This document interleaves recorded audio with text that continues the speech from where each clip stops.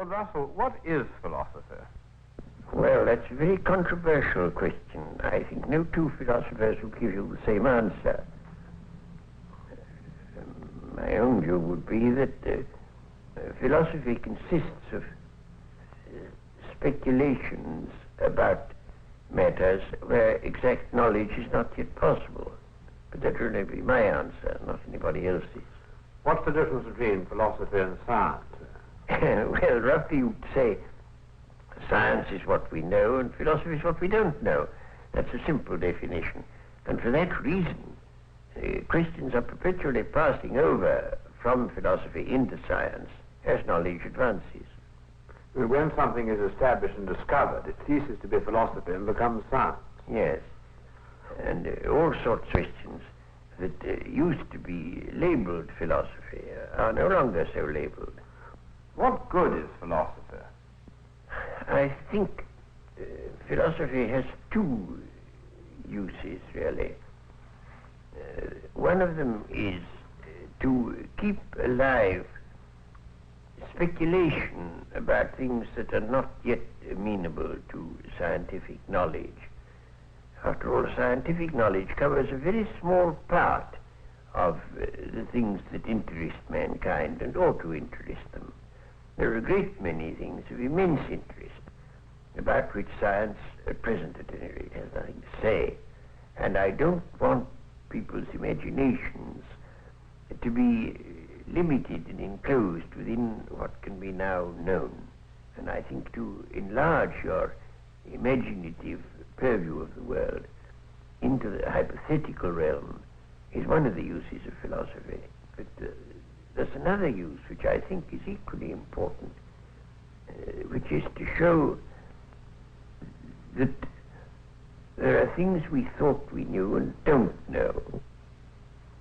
On the one hand, to keep us thinking about things that we may come to know, and on the other hand, to keep us modestly aware of how much that seemed like knowledge isn't knowledge. Could you give some illustrations of the sort of subject which have been speculated about and then produce some material result later? Yes, it's quite easy to do so, especially from Greek philosophy. The Greeks invented a whole lot of hypotheses which turned out valuable later, but which in their day couldn't be tested. Take, for example, the atomic hypothesis. Democritus invented the atomic hypothesis that matter consists of little atoms. And after about 2,000 years, and rather more than that, it turned out that this was the right scientific view. But in his day, it was merely a suggestion. Or take again Aristarchus. Aristarchus was the first person who suggested that the Earth went round the Sun and not the Sun round the Earth, and that the apparent revolution of the heavens every day was due to the Earth rotating. And that remained an almost buried and forgotten hypothesis until the time of Copernicus 2,000 years later. But Copernicus would probably never have thought of it if it hadn't been for Aristarchus. How is this done? By some sort of intuition? Oh, no, because the people who first think of these hypotheses can't say this is the truth. They can only say this may be the truth. And if you have a good scientific imagination, you can think of all sorts of things that might be true. And that's the essence of science. You first think of something that might be true, and then you look to see whether it is, and generally it isn't. But didn't Plato think that Democritus' theory about atoms was a lot of nonsense? Plato was horrified by him, said all his books ought to be burnt, because Plato didn't like science. He liked mathematics, but he didn't like anything else that was scientific. Now, in this way, philosophy, in a sense, becomes a kind of servant of science. Well, that's part of it. But, of course, it isn't only a servant of science, because there are a number of things that science can't deal with. All questions of values, for example. Science won't tell you what is good and what is bad. Tell you what is good or bad as an end, and not just as a means. But what change has there been over the years in the attitude of philosophers and the public to philosophy, would you say? Well, that depends upon the school of philosophy that you're thinking of. In Plato and in Aristotle, both of them, the main thing was an attempt to understand the world. And that, I should say personally, is what philosophy ought to be doing. But then you come on to the Stoics, and their emphasis was mainly on morality, that you ought to be stoical, you ought to endure misfortunes patiently. And that came to be the popular use of a philosopher. Would you say that Marx was a philosopher? Well, he was certainly in a sense a philosopher. But now there you have an important division among philosophers. There are some philosophers who exist to uphold the status quo, and others who exist to upset it, and Marx, of course, belongs to the second lot. For my part, I should reject both those as being not the true business of a philosopher. And I should say the business of a philosopher is not to change the world, but to understand it, which is the exact opposite of what Marx said. What kind of a philosopher would you say you are? Well, the only label I've ever is logical atomist, but very keen on the label. I've rather avoided labels. What does that mean, a logical atomist? It means, in my mind, that the way to get at the nature of any subject matter you're looking at is analysis, and that you can analyze until you get to things that can't be analyzed any further. And those would be logical atoms. I call them logical atoms because they're not little bits of matter. They're the, so to speak, ideas out of which a thing is built up. What is the main trend of philosophy today? Well, one would have to distinguish there between English-speaking countries and continental European countries. The trends are much more separate than they used to be, very much more. In English-speaking countries, and especially in England, there is a new philosophy which has arisen, I think, through the desire to find a separate field for philosophy. In what I was saying a moment ago, it would appear that philosophy is merely incomplete science, and there are people who don't like that view. They want to have science have a sphere, philosophy have a sphere to itself. That has led them into what you may call linguistic philosophy, that the important thing for the philosopher is not to answer questions, but to get the meaning of the questions quite clear. I can't myself agree to that view, but I could give an illustration. I was once bicycling to Winchester, and I lost my way, and I went to a village shop, and I said, can you tell me the shortest way to Winchester?